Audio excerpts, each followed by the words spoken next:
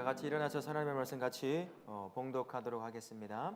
시편 115편 1절에서 18절까지의 말씀입니다. 우리 서로를 향해서 예수님 안에서 행복한 한 해 되십시오라고 인사하겠습니다. 예수님 안에서 행복한 한 해 되시기 바랍니다. 행복한 한 해 되실 수 있길 바랍니다. 사람들은 하나님이 보이지 않기 때문에 성도를 보면서 하나님의 존재 여부를 알려고 하는 습성이 있습니다. 그래서 성도가 어떻게 살아가느냐, 무슨 말을 하느냐, 삶의 방향을 어떻게 잡아가느냐, 그것을 보고서 하나님이 있네 없네 어느 정도 말하려고 하더라, 그런 이야기죠. 성도가 고통에 놓일 때가 있으면 눈에 보이지 않는 하나님을 야, 너 돕지도 못하는데 뭐하러 믿냐, 우리처럼 눈에 보이는 네가 만져지는 것을 믿으면 어떻겠느냐, 그렇게 회유하기도 한다라는 것입니다. 그런데 하나님을 보여줄 방법이 없을 것만 같아 보이지만 참 하나님은 역설이라고 하는 그런 방법을 통해 역사하시는 것처럼 이런 방법을 통해서도 하나님이 자신을 보여주시는 거구나라는 것을 알 수가 있는데, 성도가 어려움을 당할 때가 있어요. 고통을 당할 때가 있는데 그때가 하나님의 살아계심을 보여주는 좋은 기회가 되더라라는 것입니다. 고난 중에 하나님을 의지하는 성도의 모습을 보여주는 거죠. 이 가운데 아무것도 의지할 것이 없는 그 상황에서도 보이지 않지만 하나님을 의지하고 희망을 얻어 살아가는 성도의 모습을 통해서 도대체 뭐가 있길래 저 사람은 보이지도 않는 하나님을 믿는다고 의지한다고 저렇게 살아가는 것일까, 그런 삶의 모습, 작은 모습을 통해서 하나님을 보여주기도 한다는 겁니다. 또 한 가지로는 고통 속에서도 하나님이 주신 복을 누리며 기쁨과 행복을 고백하는 성도의 삶을 통해서 보이지 않지만 뭐가 있으니까 저렇게 행복을 고백하는 거 아닐까라고 하며 세상 사람들이, 예수님을 알지 못하는 사람들이 하나님을 간접적으로나마 보거나 듣고 경험할 수 있게 하신다는 겁니다. 또 때로는 상황을 뛰어넘는 하나님을 찬양하는 그러한 성도의 모습을 통해서 정신 나간 사람 아닐까? 저 고통 가운데서도, 저런 열악한 환경 가운데서도 어떻게 보이지도 않는 하나님을 찬양한다고 말할 수 있을까? 그렇게 행동하는 걸까? 의심스럽지만 그럼에도 그 가운데 기쁨과 행복을 통해 하나님을 찬양하고 고백하는 그런 삶들을 통해서 간접적으로나마 하나님의 살아있음을, 그러니 저렇게 살아가는 것 아닐까, 그렇게 하나님을 보여주고 들려주기도 할 수 있다라는 거지요. 감옥에 있었던 바울과 실라를 기억하십니까? 감옥에 gat혀서 족쇄에 채워져 있습니다. 어떤 신학자는 이제 그림을 그려놨는데, 족쇄라고 하면 뭐 발이나 손에 이렇게 뭐 수갑 같은 걸 차고 있을 거라고 그렇게 생각을 했는데, 나무 같은 것에다가 손과 발을 동시에 구멍을 뚫어가지고 거기다 손과 발을, 족쇄를 채워 넣는 거예요. 이게 박수치기도 힘든 그런 상황을 만들어 놓는 거죠. 그런 그림을 이제 그려놨더라고요. 그런 상황에서도 하나님을 찬양한다는 겁니다. 누구도 이해하지 못하죠. 정신 나간 사람들 아닐까. 저 상황에서는 삶을 원망하고 세상을 원망하고 자기가 믿던 신에 대해서 원망하는 것이 너무나 당연한 모습일 텐데, 감옥에 갇혀 족쇄를 차고 맞아서 얼굴이 퉁퉁 부어있는 그 상황 가운데서도 하나님을 찬양한다. 참 신기한 일 아니겠습니까? 정신이 올바로 박혀있는 사람들이라고 한다면 그렇게 할 수 없다는 거죠. 그 가운데서 무엇이 있다라는 것을 예수님이 없는 사람들이 간접적으로 경험할 수 있게 된다는 겁니다. 저와 우리도 그런 모습일 수도 있어요. 누군가는 우리가 살아가는 모습을 통해서 하나님이 살아계심을 간접적으로나마 경험할 수도 있다라는 겁니다. 그러니 여러분의 상황, 또 놓여있는 그 상황이 고통스럽고 열악한 상황이라 하더라도 그 상황에 바로 내가 하나님을 더 깊이 경험하는 그런 상황일 뿐만 아니라 나의 삶을 통해 뭐 할 수 있는 삶이죠? 그게 하나님을 보여줄 수도 있는 그런 삶이라는 것을 기억하며 사실 수 있기를 바라겠습니다. 우리 말씀으로 한번 가보겠습니다. 1절부터 8절입니다. 이방 민족은 보이지 않는 여호와를 조롱하지만 시인은 보이는 우상의 헛됨을 폭로하고 있어요. 자, 2절에 질문 한번 보겠습니다. 이방 민족이 이스라엘 백성을 조롱하며 하는 말이 무엇이었습니까? 그들의 하나님이 이제 어디 있느냐? 예수님이 없는 사람들, 하나님이 없는 사람들은 보이고 들려지고 증명되어지는 그것을 통해서 하나님을 보려고 하는 것 아니겠어요? 하지만 하나님이 어떤 분입니까? 영적인 분이셔요. 보이지 않습니다.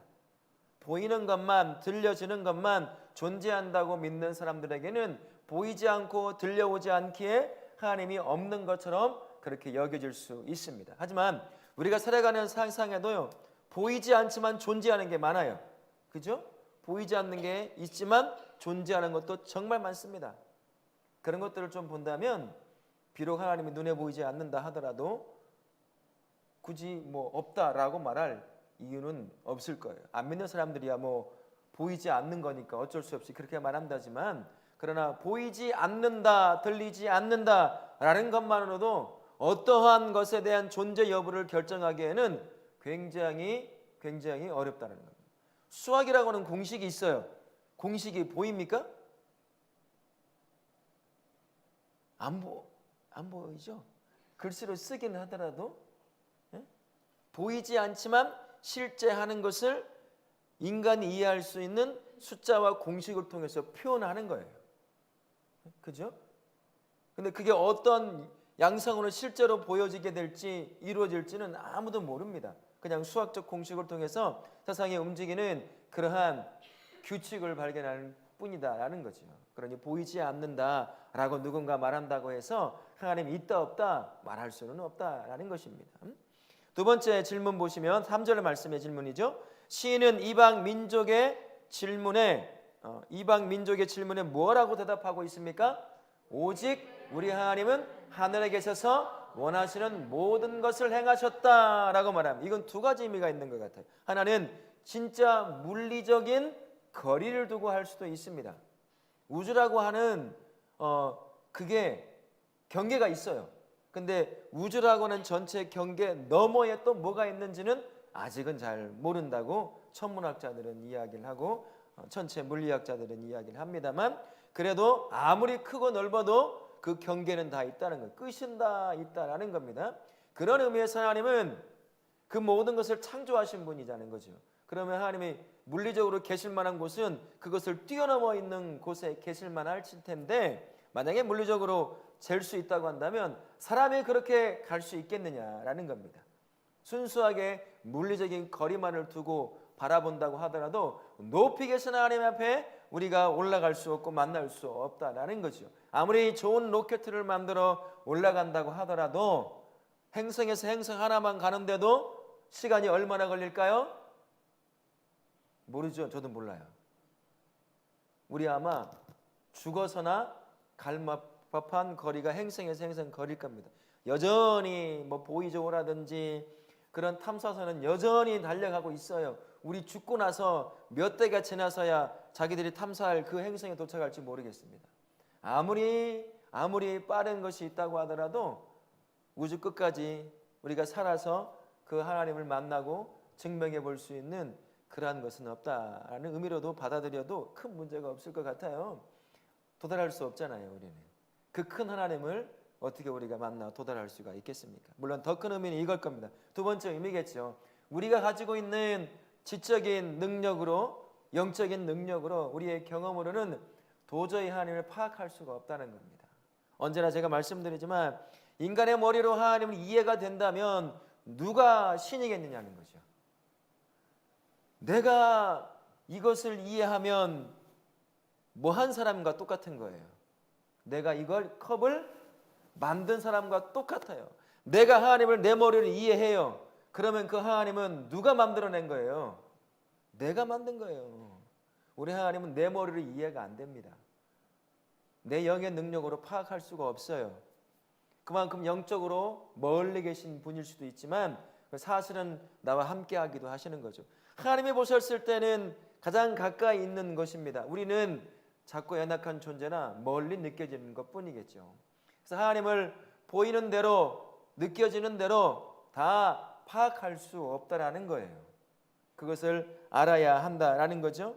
그래서 이방 사람들이 질문하는 것이 높이 그에 대한 대답을 이렇게 말하잖아요. 오직 하나님은 하늘에 계셔서 원하시는 모든 것을 행하셨다. 우리보다 높이 계시는 그분, 우리를 뛰어넘어 계시는 그분, 우리는 넘을 수 없는 그 담을 넘어 계시는 그분은 모든 것을 다 행하실 수 있는 분이시다라는 겁니다.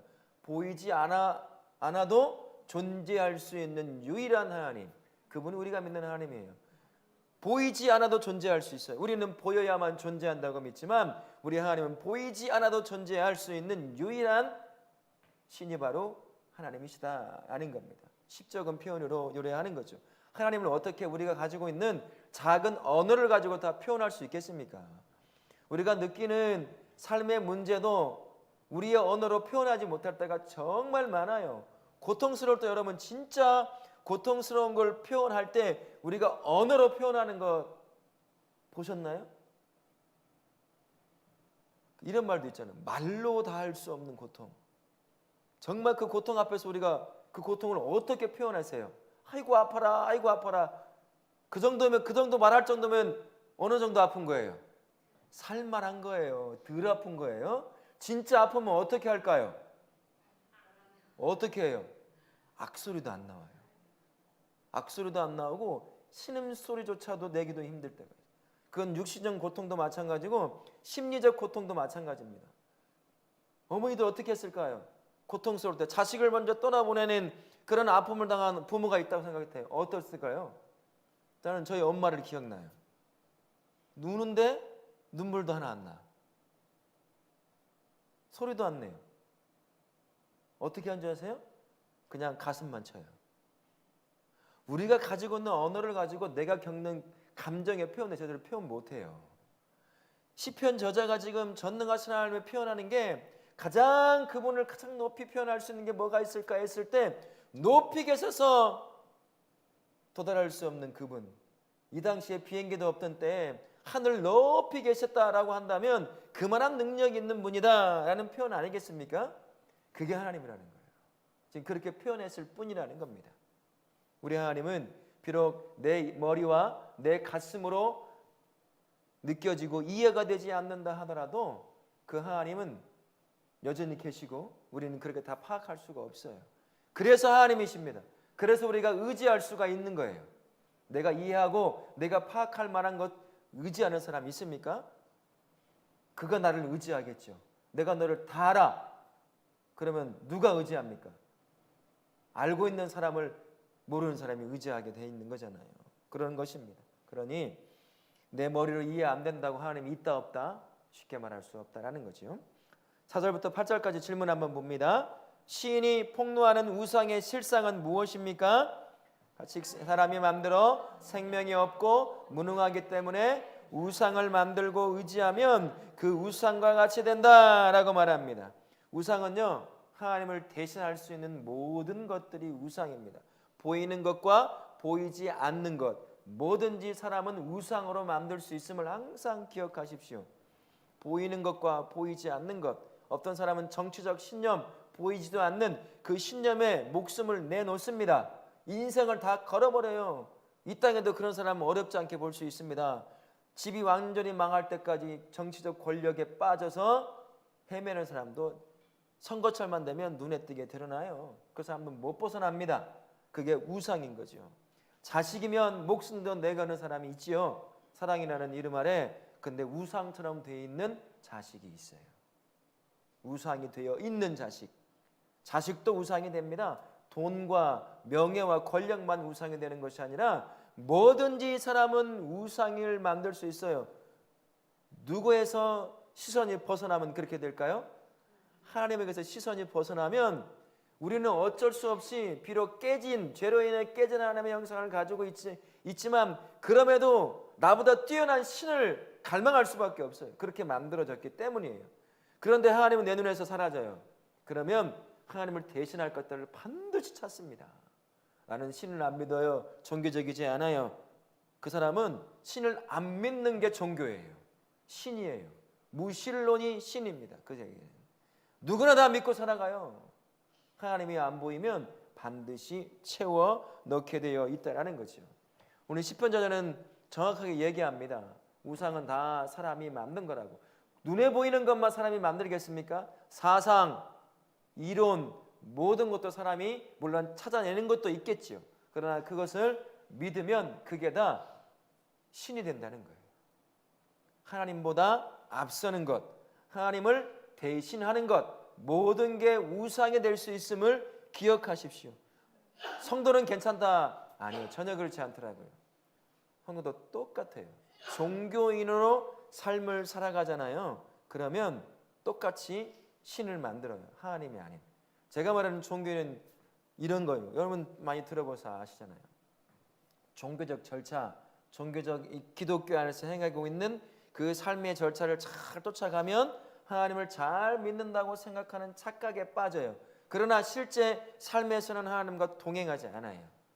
그러면은 그 사람은 종교인입니다. 기독교 종교인인 거죠. 그러면 그 사람은 반드시 하나님이 아닌 다른 것으로 하나님을 대체시키게 되어 있습니다. 종교, 그게 신인 거예요.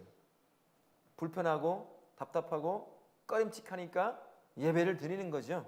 그래서 마음 편해지려고 그러고 예배 드렸다라고 합니다. 그게 다 신을 믿는 것이 아니에요. 그게 다 하나님을 믿는다는 표현이 아닙니다. 그래서 나의 삶의 신앙생활에 대해서 항상 점검할 수 있어야 돼요. 성도는 속기 좋습니다. 예배만 몇 번 잘 드려도요, 안 빠지고 드려도 잘 믿는다고 스스로도 착각하고 사람들도 신앙 좋다고 얘기해 줄 수 있단 말이죠. 그러면 실제 나는 하나님과 동행하고 믿지도 않으면서 그 말을 들어왔기에 잘 믿는다고 착각에 빠질 수 있어요. 그러면서 삶은 하나님이 아닌 돈으로, 내 욕망으로, 내 꿈으로 채워넣어서 그게 하나님처럼 나를 이끌어가게 된다는 겁니다. 여러분의 삶을 결정할 때 있어서 하나님보다도, 하나님의 말씀보다도 앞서는 것이 있다. 내가 성도인데도, 내가 예수님을 믿는 사람인데도, 그러면요, 그게 하나님인 거예요. 성도는 속기 좋게 돼 있다는 거 기억하십시오. 우리가 그냥 우상을 믿는 사람들이면 상관이 없어요. 그러면 불쌍하지 않죠. 원래 그렇게 살니까. 그러나 살아계신 하나님을 믿는다고 하면서도 어느 순간 스스로 하나님이 아니라 다른 것을 하나님처럼 믿을 수 있는 게 성도라는 사실. 스스로 경계하지 않으면, 영적으로 민감하지 않으면 그렇게 살아갈 수도 있다는 것입니다. 우리는 다우락교 모든 성도님들은 진짜 살아계신 하나님을 믿으실 수 있기 바랍니다. 그분이 여러분 앞에 모든 것의 결정권자가 되게 하십시오. 여러분의 모든 것에 가장 앞서는 분이 우리 하나님이심을 고백하는 진짜 믿는 구원을 얻는 믿음을 가진 모든 성도님들 되실 수 있기를 바라겠습니다. 아멘. 실제로 성도는요, 이런 도전 앞에 놓일 때가 있습니다. 하나님이 있냐 없냐, 야 있으면 보여줘봐. 특히나 어느 때일까요? 내가 고통당할 때, 질병에 들렸을 때, 큰 삶의 문제 있을 때 열심히 교회 가서 섬기고 신앙생활하고 기도도 하고 예배도 드려요. 그러면 안 믿는 남편이든 아내든 문제가 딱 발생하면 뭐라고 말할까요? 야, 네 하나님은 뭐 하는 사람이냐? 이 문제 앞에 아무것도 못하고 그렇게 너 열심히 했는데 하나님이 지금 이게 뭐냐 도대체? 하나님 있게나 하냐? 너 진짜 네가 믿는 신 있냐? 그런 질문을 하기도 한다는 거죠. 근데 이게 어쩔 수 없는 죄가 가득한 삶의 현장에서 벌어지는 실제적인 삶의 모습 아니겠습니까? 우리가 살고 있는 삶의 현장은 하나님이 계시고 동행하시더라도 여전히 죄의 영향권 아래 놓여 있습니다. 그래서 사람들은 믿는 사람이건 믿지 않는 사람이건 육신의 문제, 영혼의 문제, 감정의 문제 모두가 다 그 앞에 아픔을 겪을 수밖에 없는 거예요. 그 아픔이 하나님이 있다 없다를 정해주지 않습니다. 하지만 그 아픔을 두고 우리가 어떻게 반응하느냐, 그것이 하나님의 계심과 계시지 않는다라고 하는 것을 누군가에게 보여줄 수 있는 삶의 모습이라고 할 수가 있는 거죠. 앞에서도 말씀드렸지만 성도는 그런 고통 가운데 어떻게 살아가는 존재입니까? 그 가운데서도 하나님을 의지하며 사는 존재가 되는 겁니다. 또 그 가운데서도 주시는 복을 누리며 사는 거예요. 작지만 복을 누리며 고백하며. 그래서 참 희한하다, 이해할 수 없는 사람이다 라는 소리를 들을 그런 삶을 사는 거죠. 그럼 하나님을 그 가운데서 찬양하는 사람, 그런 것을 통해서 비록 고통을 겪고는 있지만 그것이 결국엔 하나님이 있다 없다를 말하는 것이 아니라 실제로 나에게는 함께 하시는 하나님을 보여줄 수 있는 통로가 되기도 한다는 겁니다. 안 믿는 사람이야 있냐 없냐 그걸 따져 보겠지만, 그럼에도 불구하고 우리가 당하고 있는 그 삶의 현장에서 하나님을 고백하는 그 삶을 통해서 하나님을 간접적으로도 보여줄 수 있다라는 겁니다. 그러니 우리가 당하는 삶의 문제 앞에 우리는 그저 그 고통을 이겨내는 것으로 끝나는 것이 아니라 우리의 삶을 통해 누군가에게 하나님을 보여줄 수 있는 삶을 살아야 한다는 것 기억하십시오. 사람들은 질문해. 왜 질문할까요? 너의 고통을 보니 하나님이 없다라고 조롱하며 다가오는 것 같지만 그들의 심령 깊숙한 곳에 무엇이라는 갈망이 있어서 그럴까요? 야, 하나님을 보고 싶은 거예요. 진짜 있으면 내가 믿고 싶은데. 그 고통의 성도가 하나님을 고백한다면 그 안에 당장에는 하나님을 발견하고 믿지 않을 수도 있겠지만 그 안에 아마 큰 영적인 파장을 일으킬 수도 있을 것입니다. 내면에 누구나 다 성경에서 말하는 하나님이라는 것을 믿고자 하는 그런 것은 아닐지 몰라도 고통 가운데서 벗어나 그것을 통해 어떤 경지에 이르게 하는 그 누군가를 향한 갈망은 다 있다는 거예요. 그거를 이제 진짜 신을 발견할 수 있도록 성도가 보여줘야 되는 거죠. 그게 가장 좋은 게 우리가 당하는 고통 가운데서 그 가운데 하나님을 부인하지 않고 의지하고 주시는 복과 찬양을 통해 하나님께 영광을 올려드리는 그 삶이, 그 갈망함, 자기도 모르는 그 갈망함을 갖고 있는 예수님 없는 사람들에게 하나님을 조금 보여줄 수 있는 길이 될 수 있다는 겁니다. 저 우리 모든 성도님들은 삶의 현장에서 겪는 그러한 것들을 통해서 하나님을 보여주는 복된 성도님들 되실 수 있기를 바라겠습니다. 아멘. 우리 9절부터 18절 말씀 한번 같이 보실까요? 시인은 하나님만 의지하고 하나님을 영원히 찬양해야 할 이유를 노래합니다. 9절부터 11절 말씀에 질문이 있죠. 시인이 이스라엘 백성에게 거듭 강조한 것이 무엇입니까? 여호와를 의지하라. 그는 너희 도움이시요 방패시로다. 의지하다라는 말은 하나님을 신뢰하라는 말이에요. 죽은 것에 여러분 신뢰를 보내나요? 믿을 만하고 살아있고 나에게 도움이 되고 나를 이끌어갈 수 있는 그 누군가에게 신뢰라고 하는 것을 보내는 거 아니겠어요? 그죠? 우리 하나님은 살아계시죠. 그래서 우리 하나님은 신뢰할 수 있는 분입니다. 그래서 의지할 수 있는 분인 거죠. 내 삶을 내걸 수 있는 분이다. 수많은 믿음의 선진들이 하나님의 살아있음을 그들의 삶을 통해서 우리로 하여금 보여주었어요. 기독교 역사를 보는 것도 내 믿음을 지켜내는데 굉장히 중요한 길이 될 수도 있는 것입니다. 다른 말로 하면 저와 우리도 다음 세대를 향해서 하나님이 계시다는 것을 보여줄 수 있는 산 증거가 될 수도 있다는 거예요. 그러니까 잘 살아야 하죠. 철저히 하나님을 믿고 다음 세대의 믿음을 물려줄 사명을 가진 자라는 것을 기억하고 살아갈 필요가 있다는 겁니다. 그렇게 하나님을 의지하는 그 삶, 상황에 따라서 때로는 의지하고 때로는 원망하고 돈을 의지하고 바꿔가는 것이 아니라 어떤 상황에서도 하나님께 신뢰를 보내는 삶, 그 삶이 필요하다는 거죠. 그 삶을 살아가는 삶에 보여지는 모습이 왜 그 하나님을 의지할 수밖에 없느냐. 그 다음에 시편 여자가 뭐라고 말을 하냐면요, 도움과 방패가 되신다라고 말씀하시죠. 도움이라는 것은 이런 겁니다. 이런 의미예요. 우리말 다시 한번 번역을 해보면 힘과 능력이다. 하나님은 나의 생명의 능력이다. 생명의 힘이 되신다 라는 그런 의미를 담고 있는 겁니다. 저 우리가 살아갈 수 있는 것, 그건 하나님은 나의 힘이 되시고 능력이 되어주시기 때문인 겁니다. 그래서 우리가 호흡할 수 있는 거죠. 내일 아침에 눈뜰 자신이 없을 수도 있어요. 그러나 우리 하나님이 생명의 능력이 되시면 어떤 상황에 놓여 있다 하더라도 우리는 다시 호흡할 수 있는 생명으로 다시 일어날 수 있는 거죠. 그처럼 우리 하나님은 생명이 되어주시고 능력이 되어주신다라는 의미에서 도움이다라고 말을 하는 것이고, 두 번째 표현하는 것 방패라는 단어로 표현하고 있어요. 이거는 다른 말로 해보면 보호와 안전입니다. 우리 하나님 앞에 들어가 있으면 누구든 가장 안전한 장소입니다. 우리가 아무리 담을 쌓고 자신의 안전을 보호하려고 애를 써도 우리는 언젠가 내면에서부터 고통을 당하는 아픔으로 무너질 수 있어요. 겉은 멀쩡하다고 하고 돈과 다양한 것들 스스로를 보호하는 것처럼 보이지만 이 내면에서 무너지면 어떻게 될까요? 밖에 쌓아놓은 것들 아무 소용이 없어요. 그냥 무너지게 되는 거죠. 우리는 무너집니다. 그러나 우리가 예수 안에 딱 들어가 있으면 가장 안전함이 보장이 되는 거죠. 예수 안에 들어가 있다는 말은 어떤 걸까? 예수님을 우리 이렇게도 표현합니다. 도피성이라고도 표현을 해요. 여러분 구약에 도피성이 있었죠? 곳곳에 6개가 세워져 있었습니다. 사람들이 눈을 높은 곳에 가서 사방을 둘러보면 반드시 도피성이 보이는 그곳에 그 성을 세워놓게 했었어요. 왜 그랬을까요? 죄 가운데 의도치 않게 누구를 죽이거나 하면 그것만 보고 달려가면 되는 거예요. 그렇게 살게 만들어 놓았어요.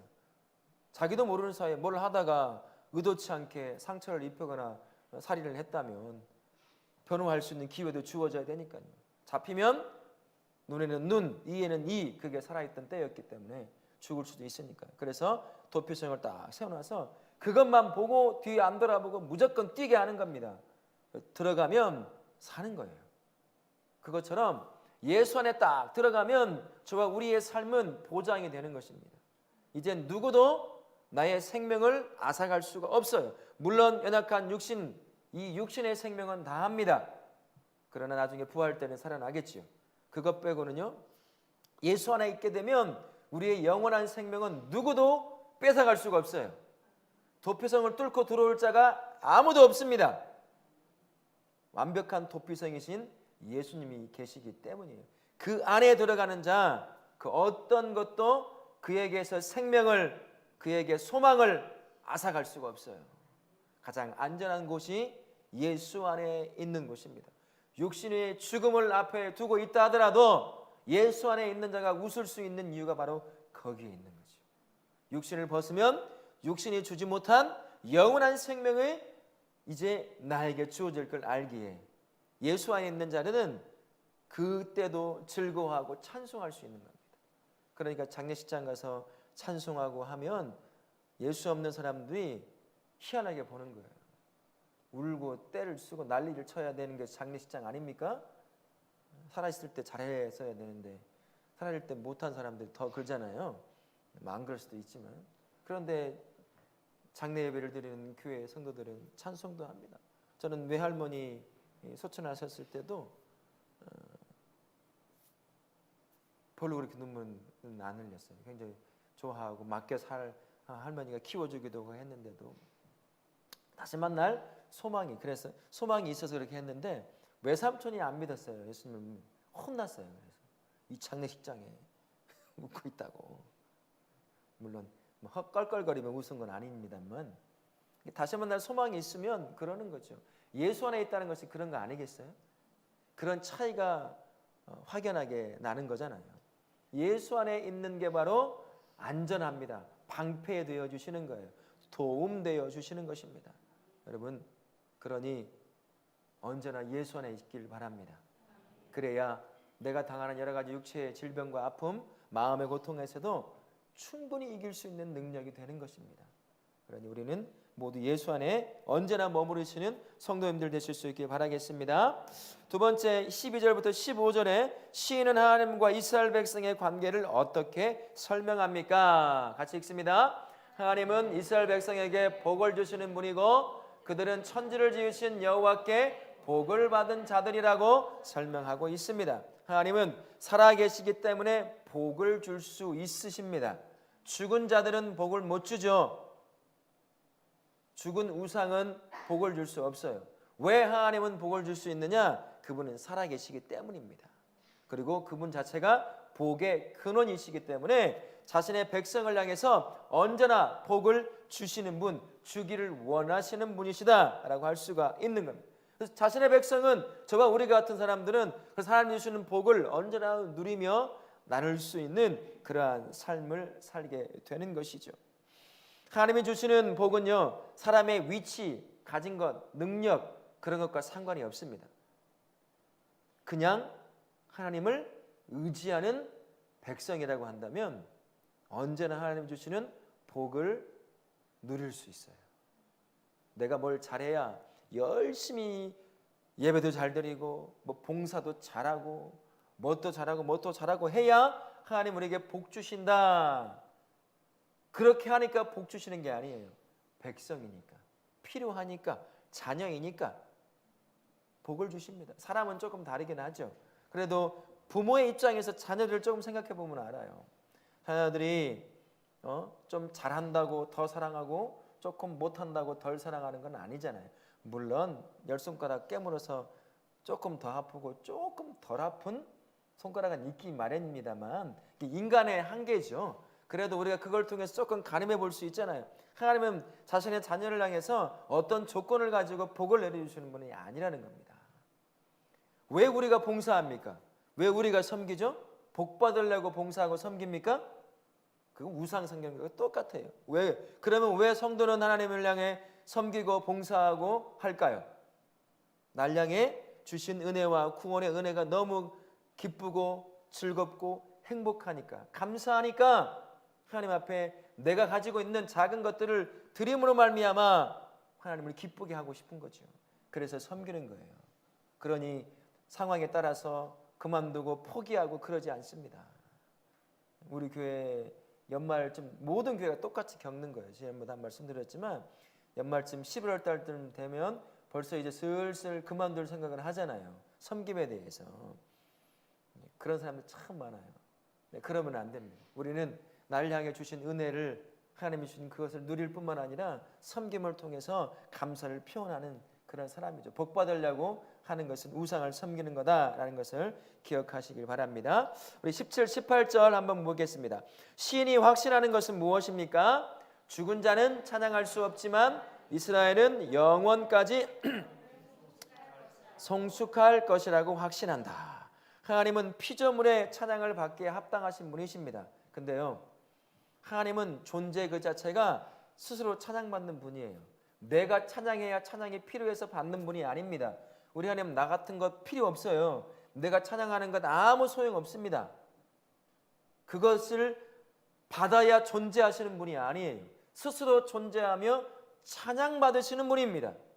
우리 같은 피조물이 없어도 찬양받기에 충분하신 분이다 라는 것입니다. 다른 말로 하면 저와 우리가 하나님을 찬양할 수 있다는 것은 어떤 걸까요? 특권이라는 얘기예요. 특권이라는 얘기입니다. 믿으세요?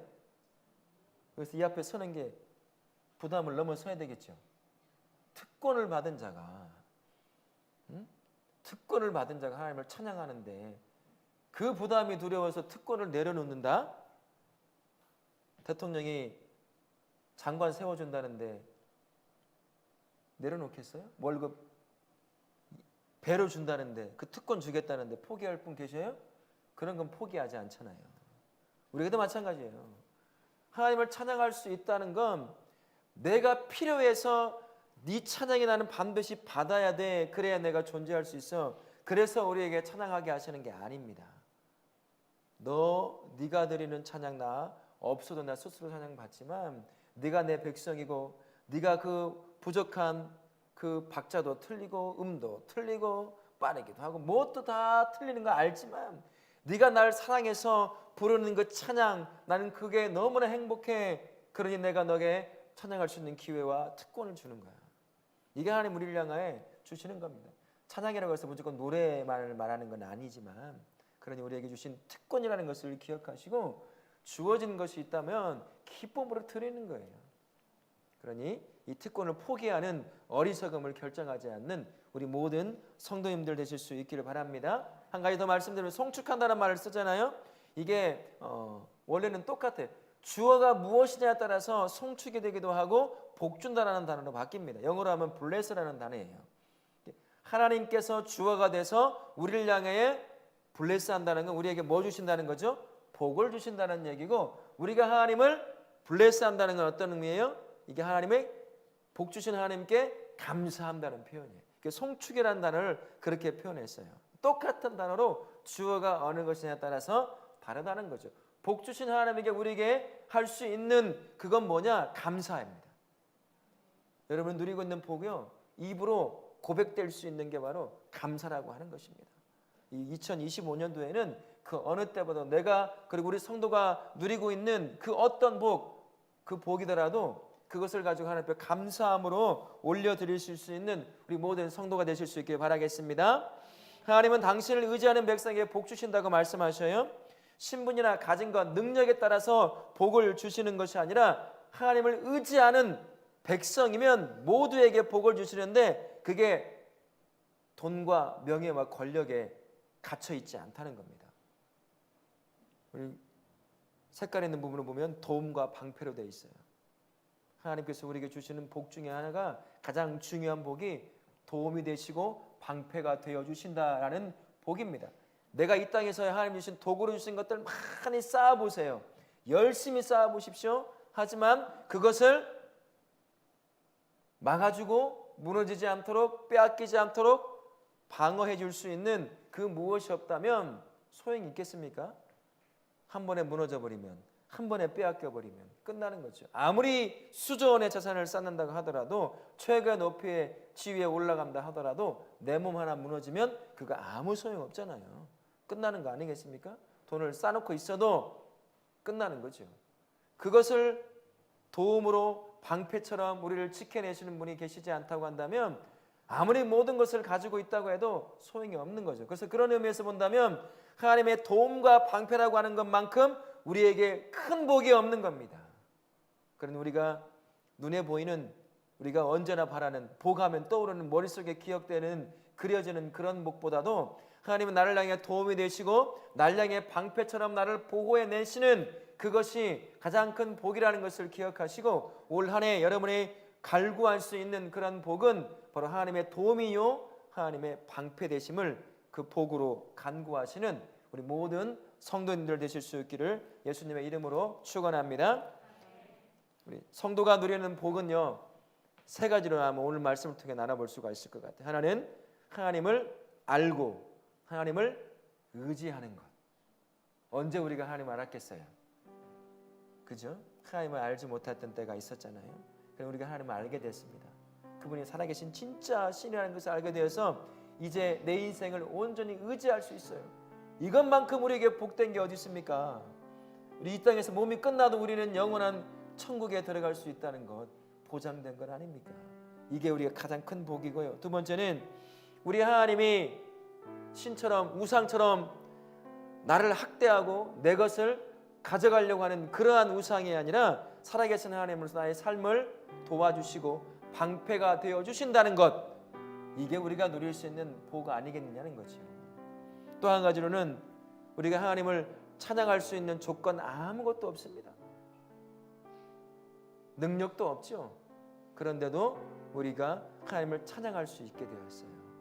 이것만큼 우리에게 또 주신 복이 어디 있겠느냐는 겁니다.